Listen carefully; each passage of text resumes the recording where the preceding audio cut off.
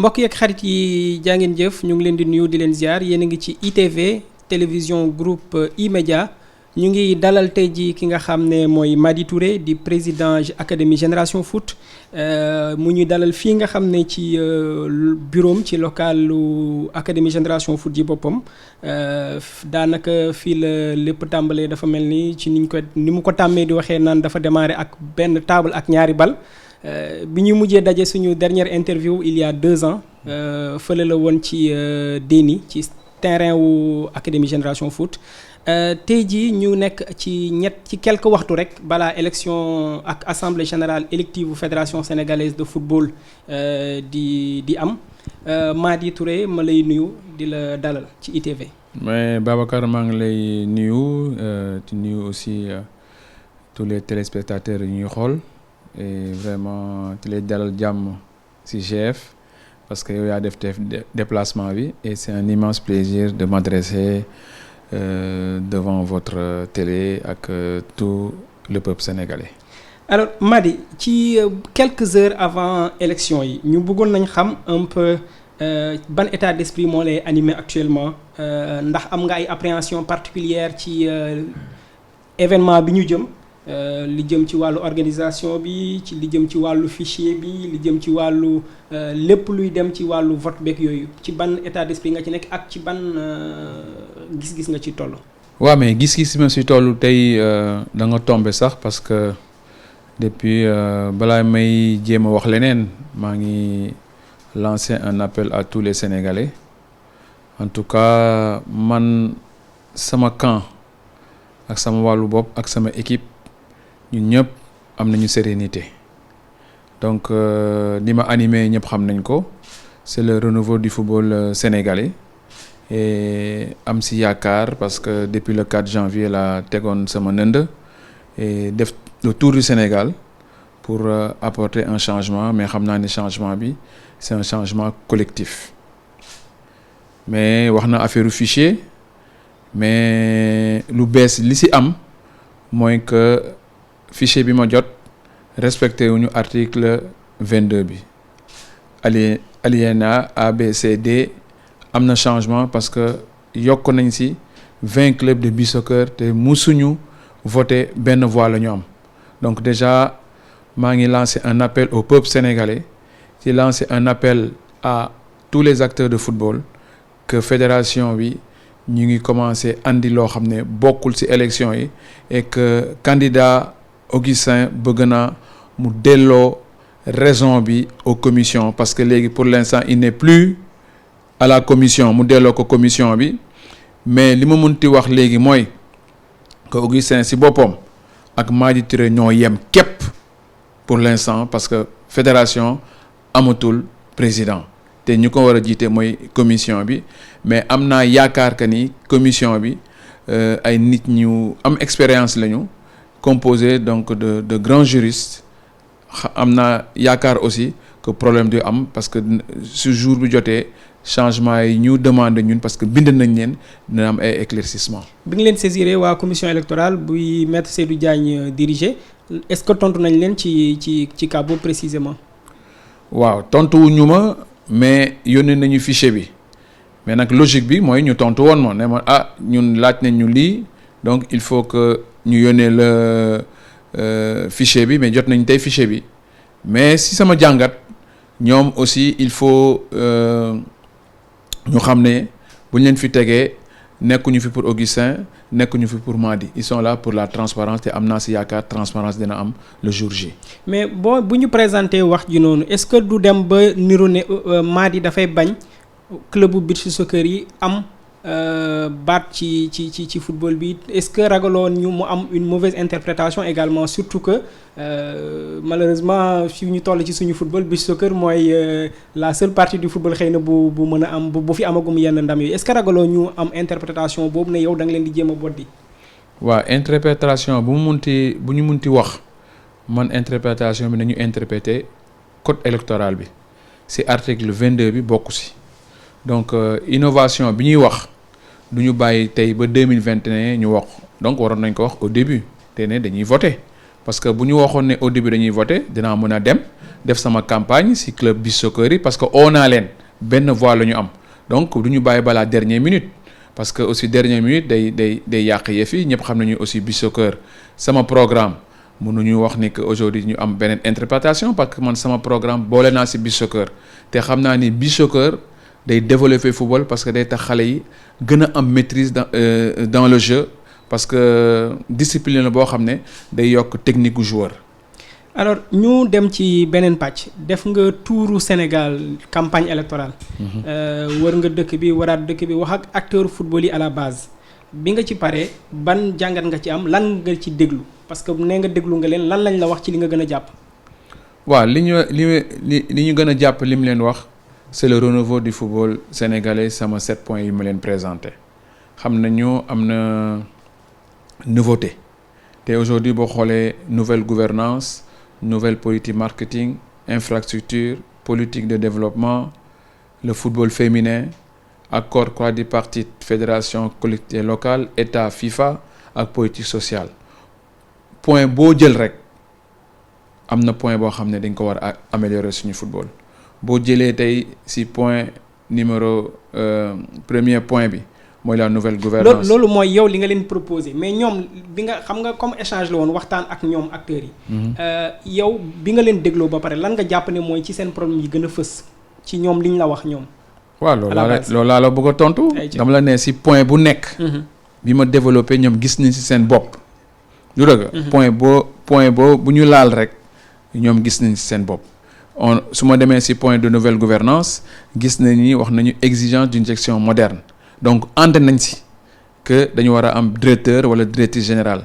ma wax révision des textes ànd nañ ci que effectivement dañu war a changer textes yi ñu ne transparence des comptes ñu ne ñoom tamit ànd nañ ci parce que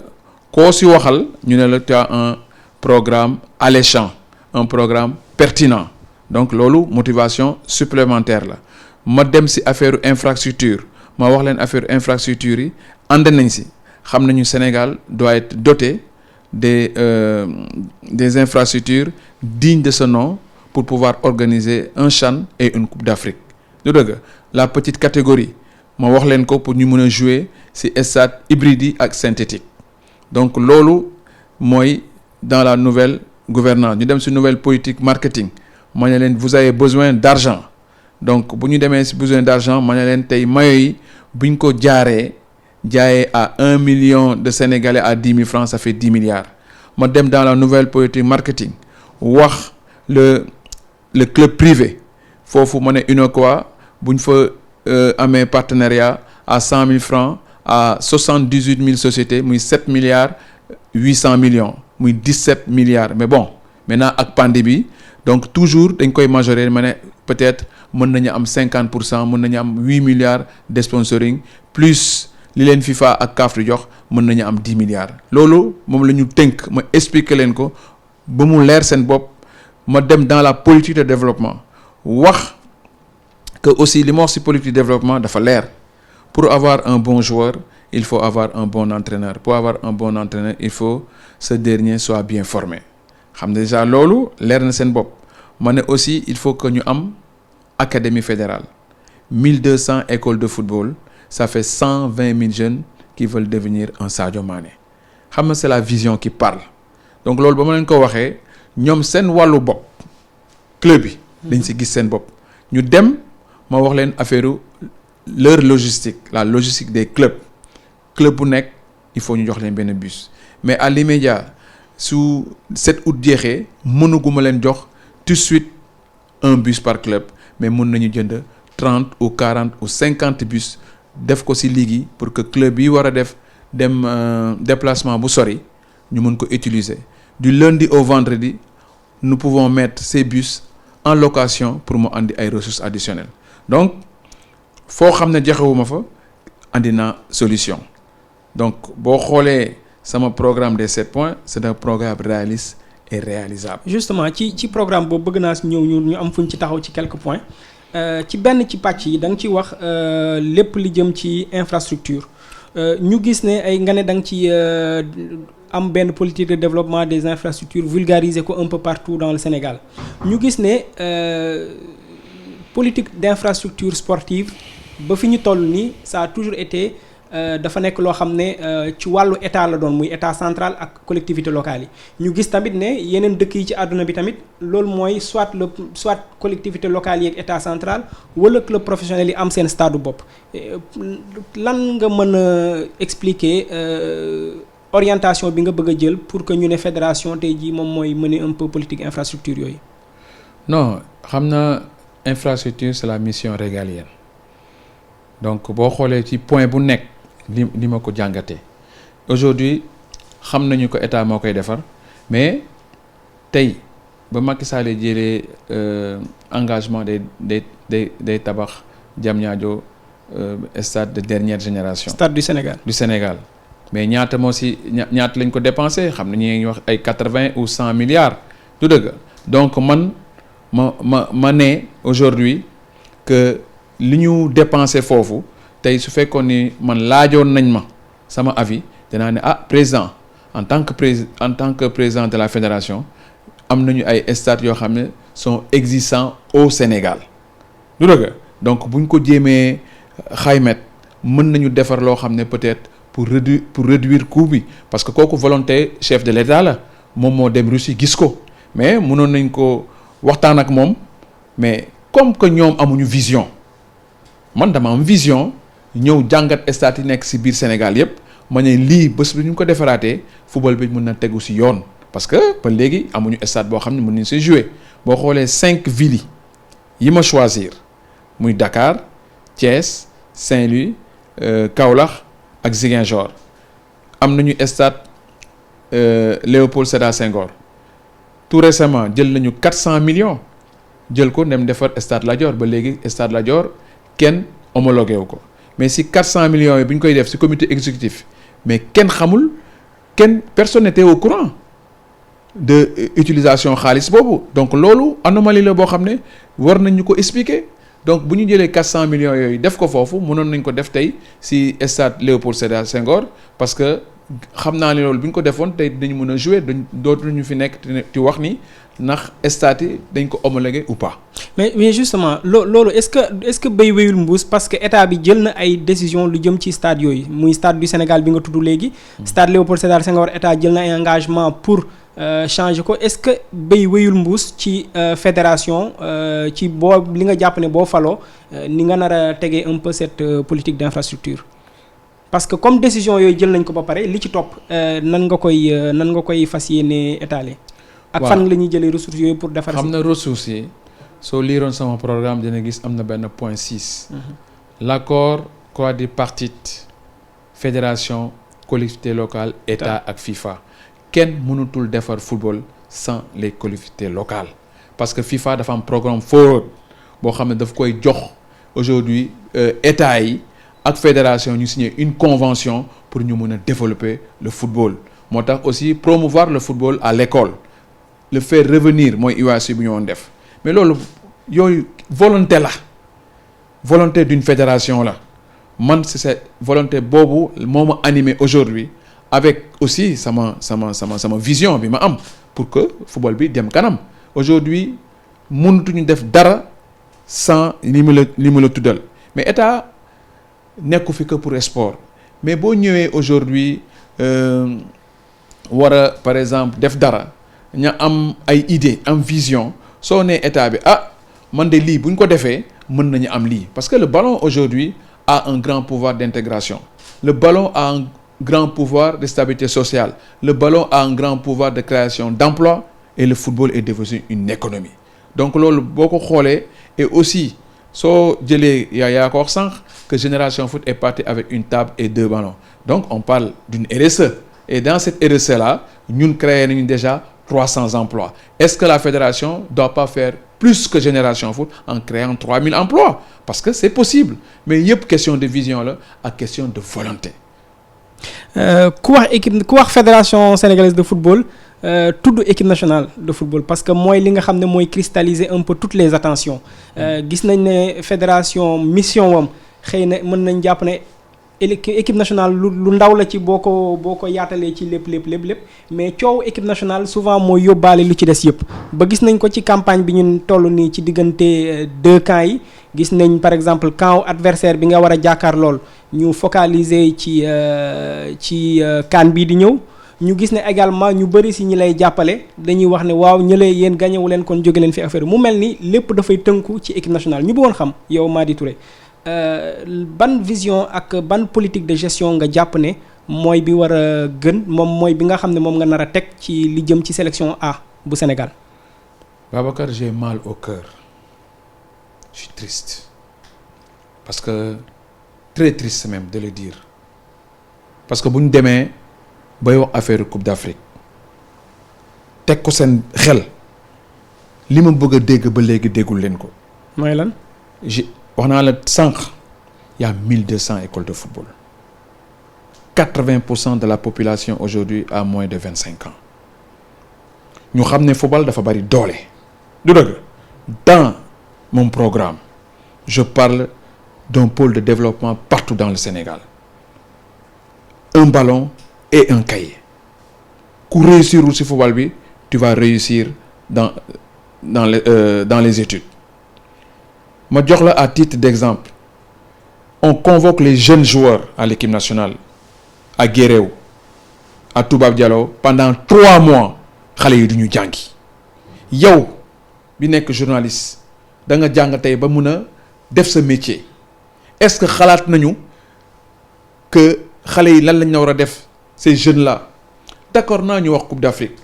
mais Coupe d'Afrique dinañ ko gagner mais à condition ñu jël xol yëpp boole mu nekk benn kooku c'est la première des choses du dëgg bu xool yi aujourd'hui quand tu vois 95% 17 millions de Sénégalais 95% des Sénégalais ne veulent plus de cette fédération là du man maa ko wax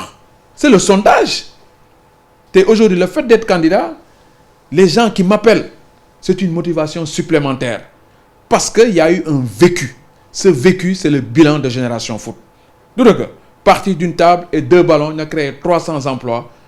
am naa yaakaar que je peux apporter une contribution et cette contribution elle est collective mais li ñuy wax nous avons tous des ambitions man maa yàgg na wax leen ni que dama bëgg a gagner coupe du monde des clubs mais dafa am benn feuille de route boo xam ne dañ ko teg pour mënu ko dem jëli ko mais ñoom li ñuy wax ni aujourd'hui mais on ne décrète pas une coupe d'Afrique. léegi yow loo wax ci li jëm ci coupe d'Afrique bi tey jii si Mady Touré est élu à la au lendemain du 7 août li jëm ci préparation gestion équipe nationale gestion bi c'est une gestion générale. maanaam. moi j'ai mon premier point li ma préoccupé mooy que ma appliquer le programme que j'ai donné aux acteurs loolu moo ma ñor la formation de la petite catégorie. Un joueur qui doit jouer 30 matchs par saison du dëgg organiser un champion digne de ce nom le football régional ñu dindi ko yóbbu ko en national 2 moom looloo ma ñor parce que en travaillant si suuf forcément nous aurons des résultats bu ñu yàkkamti parce que aujourd'hui man du ma ñëw ne que oui jox leen ma fédération pour ay Coupe d'Afrique yéene naa ko parce que képp kuy jiite da ngay bëgg a gagner dara parce que su fekkee ne tu n'as pas d'ambition ma place du si football bi mais nous devons avoir une feuille de route nañu wax. waaw ci feuille de route boobu laa bëgg a xam moom lan mooy place su. mais ma Babacar ma terminer janvier c'est dans 6 mois. non yow yaay wax affaire janvier. Moi je parle sur un mandat de 4 ans. La formation des entraîneurs la formation des cadres la formation des arbitres du dëgg mettre le football vers le haut. Moi j'ai dit que Mady Touré égale football. J'ai appris à éprouver les 4 lettres de football. La première lettre de football, une fédération forte, une bonne organisation, une ouverture mondiale et triomphe par le travail. Donc, dama am vision maintenant nag bu ñu structurer domaine yëpp club yi am assez de ressources kooku c'est la première des choses ma nouvelle gouvernance ñu dem nouvelle politique marketing ñu am xaalis du dëgg xool aujourd'hui les 120 000 jeunes lu ñu koy def développement durable ma joxe encore exemple xam nañu Kédougou quand j'ai parlé de Kédougou pourquoi Kédougou je suis allé loin Kédougou dafa am des sociétés minières du dëgg qui sont dans l'or ñu xool ak sociétés yooyu nan la ñu mën a construire académie bi ñu échange la man looloo ma ñor maintenant xam naa ni sama programme est réaliste et réalisable ñoom li leen ñor mooy Coupe d'Afrique ak voyage man li ma ñor mooy ma toog Sénégal liggéeyal sama réew parce que Europe laa bàyyi ñëw nous n'avons pas la même vision mun nañu wax ba suba aujourd'hui qu'est-ce que j'entends après 12 ans Augustin nee na dina ma gagner mais dina jël sama programme mais nga xam ne loolu bu fekkee day jël sama programme nangu naa ko mais kon donc war na ma bàyyil place bi parce que bu demee ti def sama programme donc c'est comme si que Madi Touré lay liggéeyal balaa ma ko siy fekk nag na ma bàyyi ma ñëw gérer football bi ma bàyyi ko kaaf parce que xam na lan la bëgg moom et je le dis dans votre télé aujourd'hui Augustin na dem jël $60,000 am par an et que mu defaat beneen 2 mandats mu am une retraite dorée à la CAF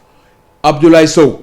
moom place bi ñu ko Augustin bëgg a téel na ko wax Sénégalais yi dégg man loolu laa bëgg a dégg aujourd'hui un ministre qu'on a donné la charge de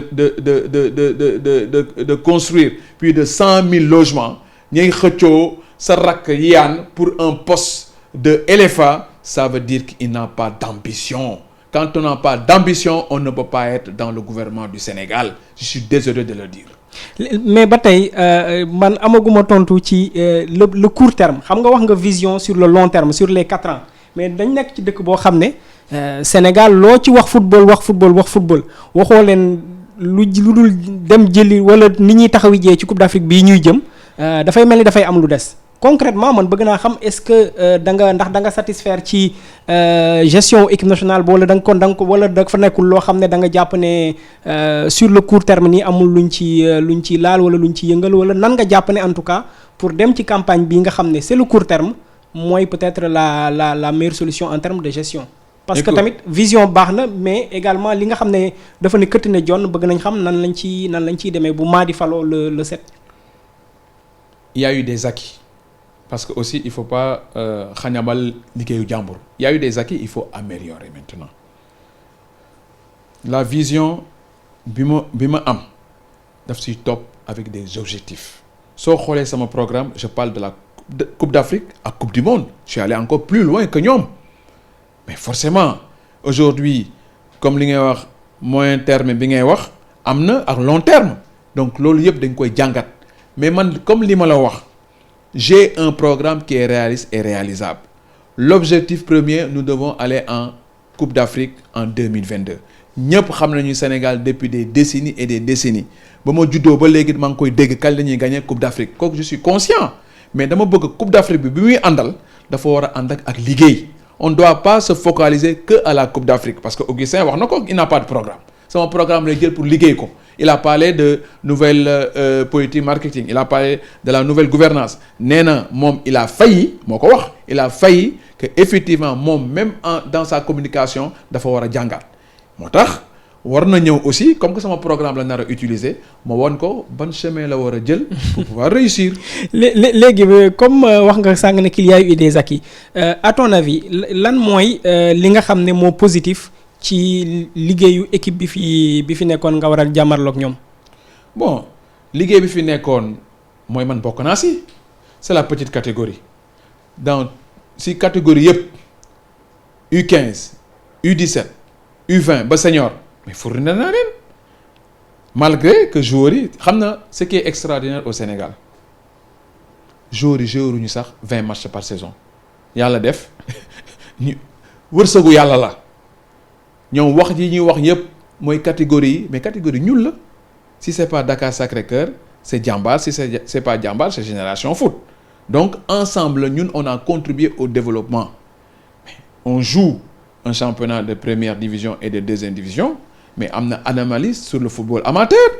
quand tu vois le football régional ñuy jouer aujourd'hui en régional mën nañu jouer 10 ans 20 ans du ñu yéeg si yeneen divisions yi moo tax il faut qu'on ait un championnat fort pour avoir un championnat fort il faut qu'on ait une bonne organisation une gestion moderne et moo tax ma wax leen c'est un ensemble du dëgg et que ñu boole xol yi aujourd'hui dafa bari lu bari di nekk ci biir ñoom seen biir sax jubóowuñu parce que ay xëccoo la man aujourd'hui je suis désolé de le dire mësuma am peldium de la fédération nee naa su ma duggee fédération je vais démissionnaire et je le dis haut et fort je ne prendrai même pas un centime de la fédération parce que li ma yàlla may doy na je le laisserai aux autres. sooy wax ñu boole xool yéeg yooyu mu nekk tamit benn discours bu ñuy dégg ci beneen côté bi bëgg nañ xam Mady bu résultat élection yi jàllee bu Mady gagné nan lay def ak ñi nga xam ne ñoo nekk ci boor bee te ñu bëri nar a duggaat tamit ci même bu fekkee da ngaa gagné puisque bu ñu xoolee ci li nga xam ne mooy renouvellement yi amagum ba fi ñu toll nii dina am ñu bëri ñoo xam ne dañuy toogaat nan ngay fas yéene liggéey ak ñooñu et puis également bëgg nañ xam tamit en cas de défaite nan ngay taxawaay ban ngay am vis-à-vis de ki fi toogaat. En cas de victoire il faut que ñu changer texte yi kooku moom leer na. parce que changer texte yi dafay ànd ak raxas ñooñu noonu wala nu muy demee waat. non c'est-à-dire que bu ñu changer texte yi tey impérativement dañuy defaraat beneen équipe et beneen équipe bi mooy que bu boobaa maay tànn ñi war a ñëw et nous allons prendre toutes les forces vives. man dama bëgg su may wax dara mu wax loo xam ne moom laay def je ne suis pas dans le sentimentalisme pour xool ndax kii sama xarit la oui j'ai des relations ak ñëpp man j'ai aucun problème à aucun dirigeant. Augustin, on a d'excellentes relations. Il a été mon conseiller juridique pendant plus de 10 ans. Mais aujourd'hui on peut être des amis mais on n'a pas la même vision. Donc su fekkee ne yàlla man le élire bu boobaa liñ nar a def mooy que wax naa ko acteurs yi ñu changer texte yi ñu am une fédération forte léegi man tamit su fekkee ne Augustin moo gagné ma ñaanal ko mu réussir mandat de 4 ans am mais tant que changé wul texte yi man du ma ñëw fédération parce que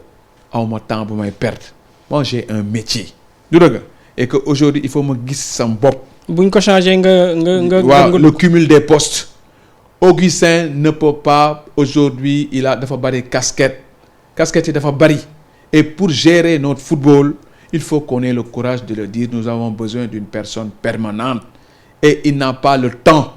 yow bu ñu changé texte yi en cas je parle toujours en cas de défaite bu ñu changé texte yi yan point ñooy point yi nga xam ne mooy condition yoo xam ne foog ñu teg ko pour nga mënoon ànd ak ñoom. non premier point bi c'est le scrutin de liste mooy que Augustin day proposer listam bu proposer listam moom c'est le boss moo gagné c'est le boss mooy xool ñi mu mën a liggéeyal et dans ce cas-là ci comité exécutif bi yëpp. waaw mooy boss moom mooy xool ñi mu war a liggéeyal et bu boobaa comme président ak gouvernement. voilà tu as tout compris et c'est pareil pour Mady c'est comme si aujourd'hui on a élu le président Macky Sall ñu ne léegi le premier ministre état bee koy désigné mais bu ñu ko désigné bu ñëwee mais bu ko président Macky Sall defal ma dafa ma ne mais yow élu réew ma j'ai été élu même en même temps que toi donc loolu day poser problème donc il faut qu'on ait le courage de le dire kii jiite il ne doit pas avoir les mains liées et les mains liées fu mu nekk doo avancer et Augustin xam na loolu bu muy dem CAF il était candidat on est d'accord mais pour mu dindi candidature am Motsepe daf ko ne dama lay nommer premier vice-président avec un poste yow ñoo bëgg a léegi ñëw Sénégal après 12 ans et que moo ko waxoon man la parole donnée est sacrée. bon léegi ñu dem ci ñu balaa ñuy jeexal bëggoon naa ñu évoquer juste ñaari poñ yi balaa ñuy jeexal benn bi mooy bëgg naa xam ban place nga bëgg a jox parce que dégg nañ nga wax ci club yi dégg nañ nga wax ci infrastructure yi mais ban place nga bëgg a jox le footballeur sénégalais en tant que tel c'est vrai que wax nga ci petite catégorie et tout mais gis nañ fii y a quelque temps ci ginnaaw académie yi nga xam ne mu mel ni bi nga dirigé wala bu mel ni bi Sayer Seck dirigé di jàmbaar amoon na fi tuuti coow yu amoon entre quelques nit ay parents ci affaire place su contrat yeeg joueurs yi xëy na ñu am ci yow concrètement en tant que président de fédération nga xam ne dans ce cas nekkatoo ci mbubbu ak président académie de formation ban place centrale ngay jox le footballeur. Déjà je suis démissionnaire de Génération Foot. suñu ma élire moom mënuma cumuler poste parce que on peut pas être juge et partie kooku mooy premier yëf bi mu ñu war a def ëllëg ma nekk fédération joueurs yi li ñu leen war a jox dafa am ay barème tey rek maa ngi recevoir le syndicat des joueurs professionnels mais man boo xoolee sama joueurs yi am naa barème bi ma teg bu boobaa il faudra ñu xool au niveau des salaires le joueur international ne peut pas avoir le même salaire qu'un joueur ordinaire donc il faut ñu xoolaat ko.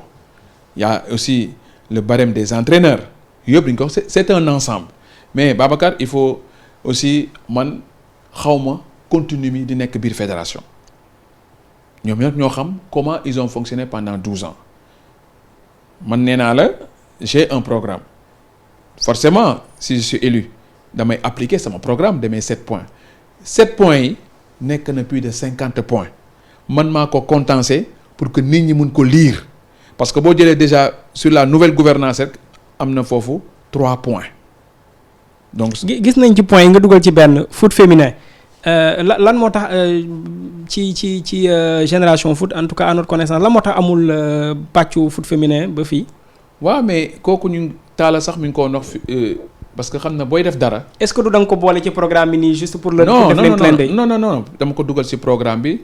parce que le football féminin je donne un exemple $500,000 lañ leen jox $500,000 la ñuy jox ci période de la pandémie ñu joxe club yi 3 millions ak 2 millions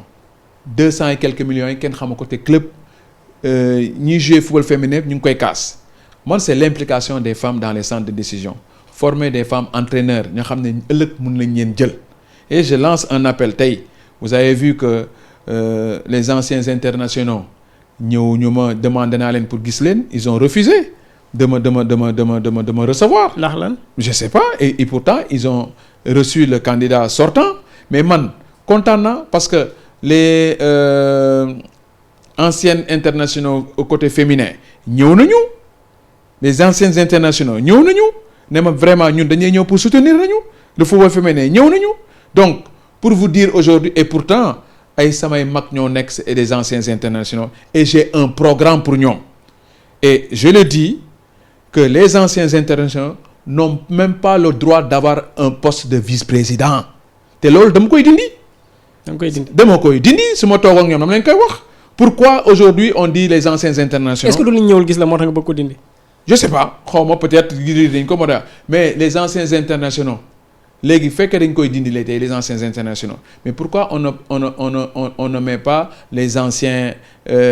entraîneurs tax duñ am comité bi pourquoi on met pas les anciens journalistes. en parlant des entraîneurs direction technique nationale. on n'a pas de direction technique on a un directeur technique. qui n'est pas neutre lan nga ci nar a def boo faloo ci kii bu wàll boobu ak le sélectionneur national wala yooyu. non sélectionneur national il est sous contrat pour l'instant. du dëgg et puis ñëpp xam nañu am naa relation yu baax ak Aliou Cissé Aliou Cissé c'est mon jeune frère. ok tey si je suis élu je vais l'apporter un plus man Mady Touré égale football. Augustin O ak ñu mu nekkal avec toute modestie man football laay wax football laa juddoo je connais le haut niveau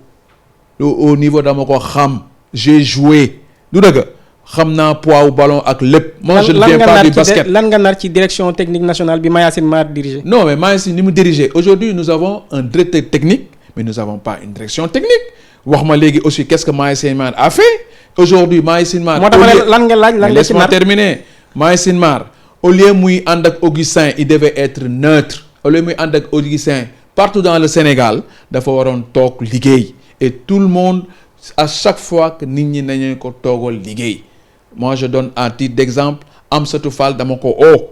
daf ma ne carrément jeune frère bëgg naa la lool mais moi je dois être neutre mais nangu naa ko est-ce que vous avez vu aujourd'hui Abdoulaye Sarr ak man gisu leen ko ci campagne bi parce que il fait partie des sages de notre football. moom nga nar a nommer directeur technique national. non xamaguma ko ma nar a nommer mais dama la ne man ni ma nar a def. j'ai misé dans la jeunesse. c'est la jeunesse qui m'intéresse. ok aujourd'hui mais par contre je vais créer un comité de sages pour ñu propulser ces jeunes entraîneurs moi aujourd'hui je suis fan de Dabo je suis fan de nu mu tuddati entraîneur u Jaraaf bi dem Malick Daf je suis fan de Lamine Gueye de Cheikh Gueye je suis fan de Djibi Fall xale yooyu laa soxla tey du dëgg xale yooyu laa soxla tey parce que nous avons de très très bons entraîneurs qui travaillent dans des conditions extrêmement difficiles. toute dernière question balaa ñuy tëj Mady Touré nekkoon nga candidat en 2017 nga amoon une quarantaine de voix. élection 2013 plutôt nga am une quarantaine de voix. élection bi ñu jëm ñaata nga yaakaar ne di nga ko am ci voix bu ñu paree dépouillement bi. sama yaakaar bu si yàlla àndee damay dindi voix Augustin dindi voix yu su ma jëndee voix yu ñu nekk consensus bi yëpp ma am 300 voix et puis ma jël fédération ñu dem. jërëjëf ñu ngi leen di gërëm di leen sant ñu ngi nekkoon ak Mady Touré président académie génération foot di candidat poste présidence fédération sénégalaise de football AG bi di am ci samedi bi fële ca centre international de conférence bu Abdou Diouf bu Diamniadio ñu ngi àndoon ci entretien bi ak Babacar Ndiaye ak. Pape Doudou Diallo bëgg naa rajouter benn balaa may tëj je lance un appel au peuple sénégalais de lui dire 1000 fois merci ba pare te wax ni non à la violence consensus bi rey na kenn donc nañu bàyyi xel ci fichier bi ñi war a voter ñu voter et qu'il y ait une élection transparente que le maire gagne du dëgg. ragaloo nekk candidat plus opinion que acteurs yi voté ak yooyu. mais il faut être un candidat plus opinion parce que opinion bi mooy c'est les contribuables sans les contribuables on n'a pas de football hein parce que ñoom ñooy fay équipe nationale de kan mooy fay équipe nationale bu ñu man lépp lu may def dama si boole opinion bi même bu fekkee opinion bi du ñu voter ce que je peux te dire que nous avons un bon pays un beau pays boo xam ne non à la violence. ci kàddu yooyu la ñuy tëjee émission bi interview bi ak Mady Touré di leen gërëm di leen sant di leen jox rendez-vous ci ITV ak yeneen programme